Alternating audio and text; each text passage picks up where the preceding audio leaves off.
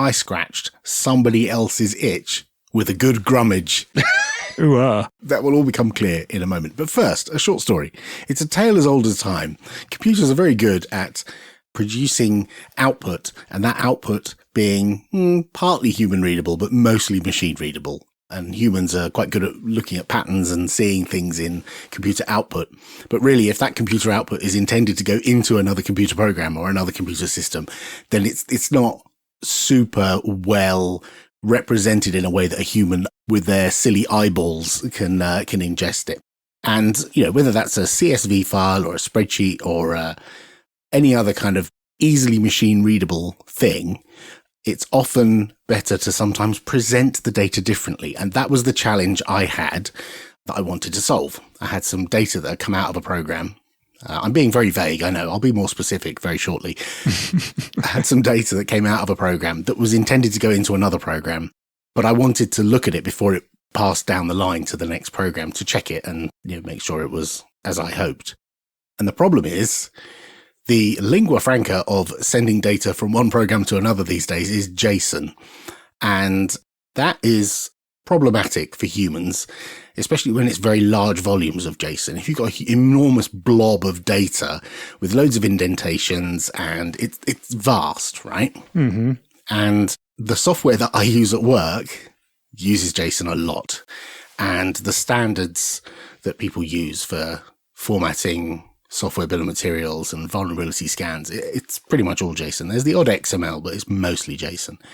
And I find it a little bit difficult because the tool du jour that everyone seems to use is JQ. And I know Martin's going to suggest some modern replacement for JQ that's better, is there? Not really. Good, correct answer. There's YQ, which is the YAML equivalent, but lo and behold, it uses JQ under the covers.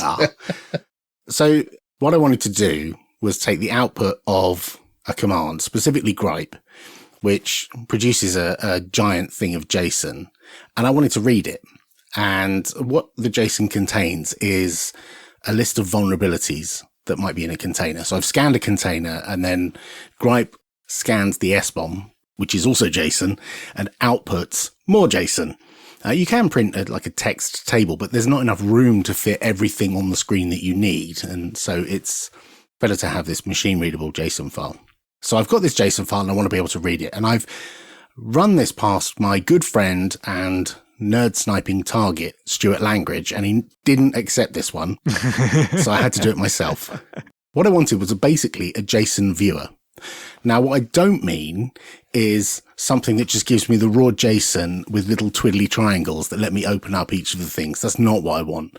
What I wanted was something that aggregates things together. So show me all of the critical vulnerabilities, show me all the high vulnerabilities. And then if I drill down into those, I can look at them by package or something like that. And so I needed to read the JSON in and then interpret it and slice it in one particular way to show me the critical vulnerabilities, and then slice the exact same data, but slightly differently to maybe show me from a package point of view. So show me all the packages that are in the system, and then I drill down on those and see the vulnerabilities, and then drill down on those and see the severity and so on. And initially I thought this could be a generic JSON viewer, that I could just throw any JSON at it and make a generic JSON viewer. But you can't really, because the formats of them are all different, and I needed to make it bespoke. And so I did. Yeah, it's a bit like saying I'm going to make a generic database viewer, and the scheme is always different. Yeah, I mean, JSON, it's a document, but it's essentially a database of vulnerabilities in my case for the JSON file that I want to view. Mm-hmm. And so I thought, how am I going to do this? And the answer is Python, of course. And I wanted to make it pretty. So I've said that I don't want it to just be one giant tree that I open up. I want it to be something a bit prettier than that. And so I went for a kind of split screen view where I have a tree on the left-hand side that I can open up the little leaves of the tree. And then when I get like 2 or 3 levels deep, I then click on a node at the bottom of the tree, and the right-hand side of the screen fills with detail. And that works. That, as a user interface, the typical file manager, like drill down through a tree structure and click on something. I thought that already works. So that feels like a structure I could live with. And is this you're talking about a 2-pane view. Is this in the terminal or is this a GUI app? It is a graphical application in the terminal. Yes. Yeah, it's fully in a terminal. Right. So the reason I did it in a terminal is because, yeah, there are tools to do this in the web, and there are like fully fledged desktop applications to view these kind of things. But I didn't want to make something big and fat. I just wanted something that I could basically load a JSON file in the terminal, because I've just run the command that generated the JSON. I'm already sat in the terminal, so I'll just pipe it to another command. Right. And I used a library, a Python library called textualize, I think it's called. And I learned of this through someone at work who has written some interesting software using it. And I saw him do a demo of it, and I thought, wow, that's really cool. What did you use? And he told me, and that was it. I was sold. And the really nice thing is it's quite pretty. It adjusts to the terminal size automatically. I don't have to do anything. And it's got all the user interface for like the tree structure, and it works with the mouse as well as the keyboard. So I can tab around and press buttons, but if I want to click on something, I can double click on something and open it in another pane. And it is super wonderful to work with, and it makes things look pretty pretty, even for someone like me who's a bit of a novice with Python. And this is the first thing I've ever done with Textualize. I just followed some of their documentation, and there are some examples in there. It's super easy to use. I was well impressed. So I made the basic thing that slices and dices by severity, by vulnerability, by package, and so on. And I thought, I'll show this off. And so during our coffee time on a Friday, we have a coffee chat at work. I said, hey, can I show you something that I've made? And I shared my screen and told them what it was and what it does. And someone else on the call, who is a massive fan of JQ and uses JQ a lot and works on the team, unmuted his microphone. I thought, I'm going to get abuse now because I said something disparaging about JQ. And he actually unmuted his microphone to say, I need this right now, because this will help me do my job. Because what he was doing was looking at JSON files from an upstream security vendor. So Red Hat, for example. Red Hat have changed the format or they're using a different format for the security feed. And he wanted to be able to examine it in a way that was nice and easy and straightforward. And this tool would have done it for him. And so I was like, oh, this isn't just me that needs this thing then. And so I put it on GitHub on the Friday night and then sent them a link and said, there you go. It's got instructions. I made sure the instructions were right, and you could just like use a virtual environment to run it, and it works. And he's tried it, and it works for him as well. So it works on at least 2 computers. So you were saying that you can't just make something like this for JSON files in general because they are too general. But the Red Hat thing you just spoke about, does that happen to use the same format that Sift and Gripe use, or is it something else, but it's similar enough that this can be made to work with it? No, there's a different standard. But what he was doing was ingesting it and then seeing what came out of Gripe the other end. So mine is effectively a Gripe viewer. Yes. It's a thing for rummaging around in the output of Gripe, hence the name Grummage, which is a Gripe rummager. So I think what he wanted to do was pull the feed in and then use this as a way to view whether Gripe was getting the right data based on the feed that was coming into it, that kind of thing. A lot of your colleagues are in the US, aren't they? Yes. Is rummage a word that translates across the pond? Not so much, no. And that's why I quite like it. I sent them the link and they've tested it out and it works fine for them. And I had another play with it today, and I've made a little list of to-do items, basically issues on the project. And so if anyone else wants to help me out in some way, it's quite niche, But I could see this as a base for viewing other types of files. Like, this could be reworked for the Red Hat Oval file. And Oval is a standard format, right? And so I've used it very specifically for Gripe output, but it could be used for SPDX files, which is a standardized SBOM format, or CycloneDX, which is another SBOM format, or basically any other JSON. It could be used. It's not actually very long. I think it's like 100 lines or something. It's not huge. And all you do is just run it with one parameter, and the parameter is the JSON file that it's going to read. There is one embellishment that I did, which I'm quite pleased with, which is Gripe has a thing called explain, where you can say, explain that issue, that vulnerability to me. And Gripe then interrogates the vulnerability database and produces a giant output of all the links to the CVE databases and all the other metadata about the security issue and what version you need to upgrade to and what files are affected and all that kind of stuff. And the nice thing is that giant blob of text fits in the right-hand pane, but it's also scrollable. And I didn't have to do anything really to make that a scrollable window inside the terminal with my mouse. It's great. I'm really, really pleased with it. And it was only a couple of hours of noodling around with a bit of Python and a library. And at least 2 people are happy with that.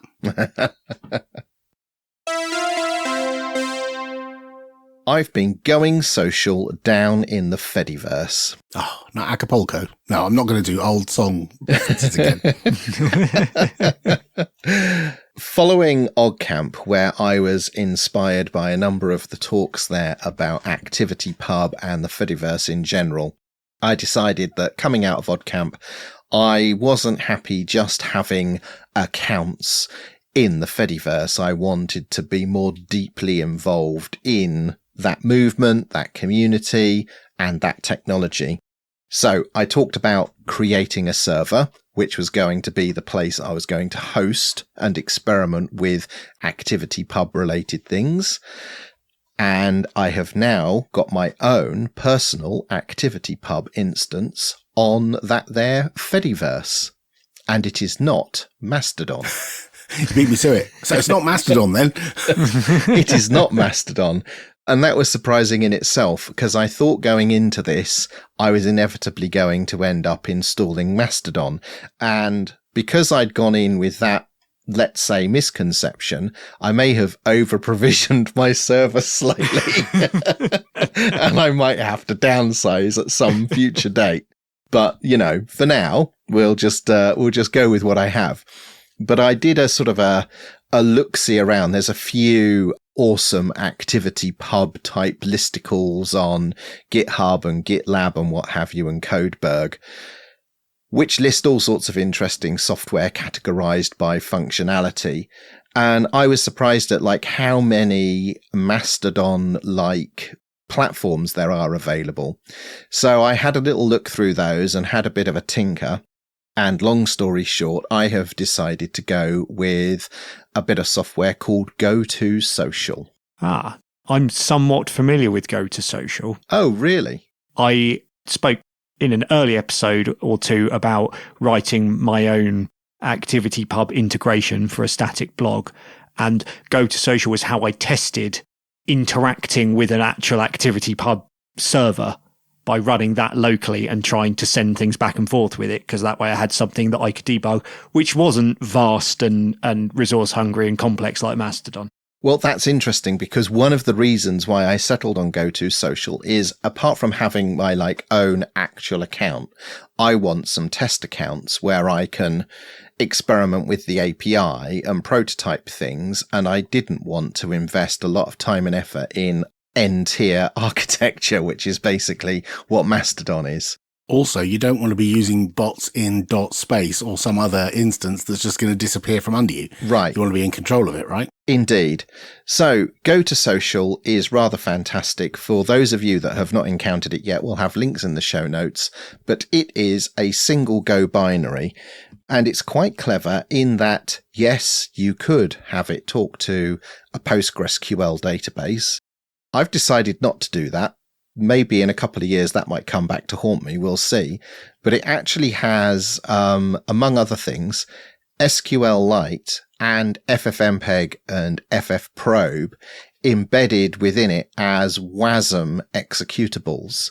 So when I say it's a single binary, it is literally a single binary with all of its external dependencies bundled inside it, which I think is kind of fabulous and like next gen internet technology sort of being sort of showcased there.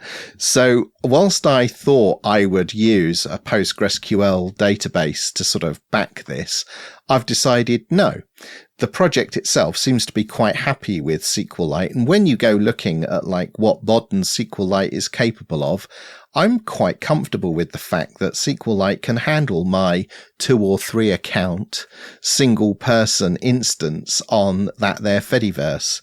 So that's what I've gone with. And so far it seems to be holding up.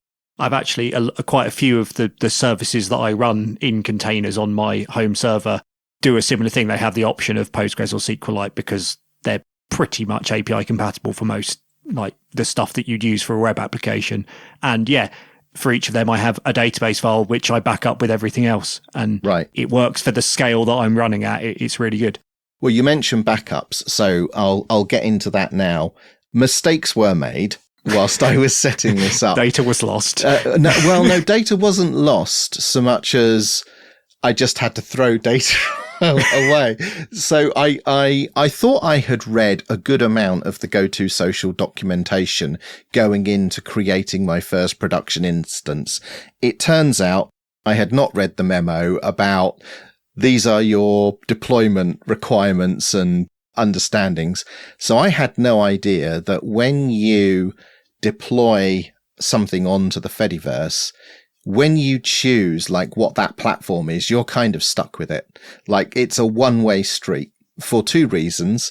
One, because of the protocol's compatibility, but also because of the keys that it generates. And once it starts interacting with other nodes on the Fediverse, those keys are kind of the keys. And there is no mechanism within the ActivityPub protocol for you to signal to instances that you're federated with that your keys have changed and need to be resynced. So if you mess it up, I messed it up, then those keys, it means that the new instance you deploy on that domain can no longer interact with those instances that it has previously come into contact with because the keys have changed without you contacting 1,000 admins of the other instances and begging that they, rotate the keys for you. Well, the good news is all you have to do is post one status update and then look at the web server logs, and you'll get the names of every single instance that's federated with you. Yes, and then just admin that, then you're done. You could script that, and that could be your new bot. Is a thing that tells all these people, please defederate from me and forget I ever existed. So you could do that, or you could do what I did. Register a new domain. 24 hours later, realised my mistake, registered another domain. Of course, that's the solution to everything. Buy a new domain. Yeah, so I am now the proud owner of wimpysworld.social. Wimpysworld2.social. Indeed. So yeah, having realised that blunder and the fact that actually the database that backs your ActivityPub instance is very important in terms of the keys that are sat inside it, not just for the instance itself, but the users you've created on that instance. I realized I needed a solid sort of backup solution for GoToSocial. Now, one of the things that I love about GoToSocial is their documentation is absolutely fantastic. In fact, as a community project, there's nothing to fault in the way the project has been set out, documented, their sort of milestones and roadmaps have been communicated. It's really very accessible. So there was lots of good information about how to back up a GoToSocial instance, but there wasn't a tool to do it. But there is now, because I have written GoToSocial backup. So what that does a backup of the SQLite database, given that that is the common sort of database that's being used, and there are better tools for backing up PostgreSQL. But what it also does is it uses the GoToSocial tooling to build a list of what your local media is, so your custom emojis and any images that you've uploaded to your own instance, it will extract, and it builds like a hard link archive of your stuff and deposits that in a location so you can clone it off to like an S3 backup. So I've written this tool. It does a comprehensive backup of GoToSocial, and I'm now using that to make sure I don't get defederated from the instances, the 1,157 instances that this thing is now talking to.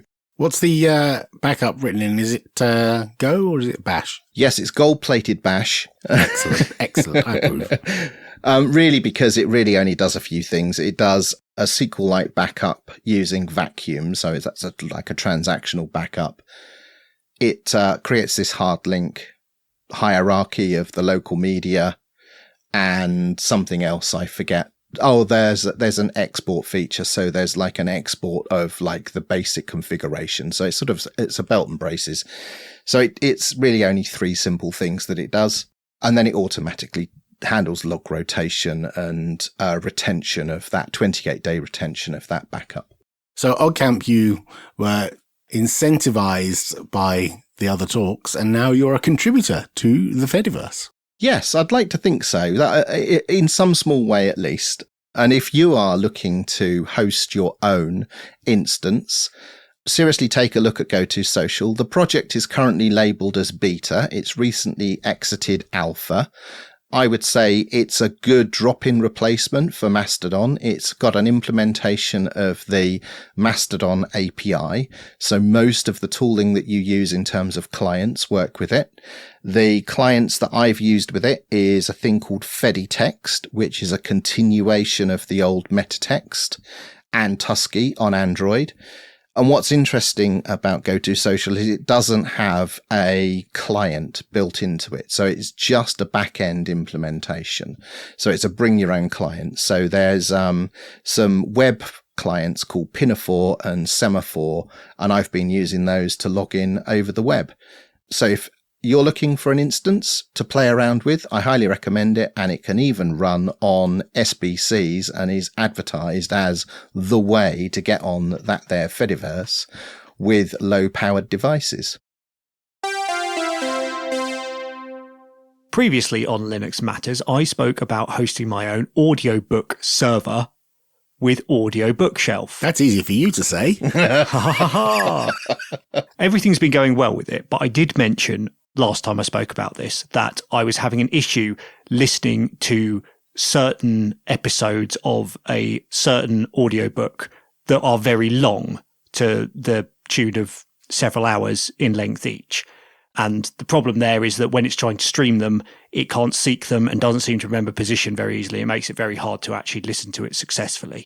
What book has 3-hour chapters? So I say book, but in this case, it's actually an archive of a podcast. So this is the Critical Role podcast, but it's several seasons ago. So it's not actually what's currently on their feed. So I've downloaded them as an archive and I've uploaded them to my server as an audiobook in my library. And so I listen to them that way. I was going to ask why you didn't use a podcast reader, but if they're not in their feed, I guess it makes it a little bit more problematic to do that. Yes. But also I listen to them differently because with podcasts, they're coming in new and I'm listening to them as they come out. Whereas this is like something more at a leisurely pace I listen to, when I've got time. So it doesn't really fit with my workflow for having them in a podcast client either. I prefer them to have them separately. Right. So I did some testing and reported a bug on this. And it turns out I'm not the only person who's had this issue. It is a known phenomenon with very large audiobooks on Audio Bookshelf. But I did find a solution. Someone mentioned in the bug, they said something similar, like, if it's a podcast, why aren't you listening to it as a podcast? Because Audio Bookshelf does have a podcast library feature where you can stick in an RSS feed and it will download the episodes and then you play them from your audiobook server, which I don't use because I don't actually want to archive all of the podcasts I listen to as they come out. But what it does do with podcasts that it doesn't do with audiobooks is it lets you download one episode at a time. So with audiobooks, you have the option to either stream an episode or download the whole book to your device. But with podcasts, you can download one chapter or one episode at a time, which means I don't have to download 400 hours worth of Critical Role in one go. I can just download the couple of episodes I'm listening to now, delete them when I'm done, and because it's all playing locally, it doesn't have any of this issue with streaming. Ah, nice. Yes. So I'm now happily listening to this. I've got 2 libraries in Audio Bookshelf, one for podcasts and one for audiobooks, which has all of my other stuff, and I can flip between them quite easily. It remembers my positions of all of the books and podcasts I'm listening to all at once, and everything's working. And it's all open source, it's all free, and it's all brilliant.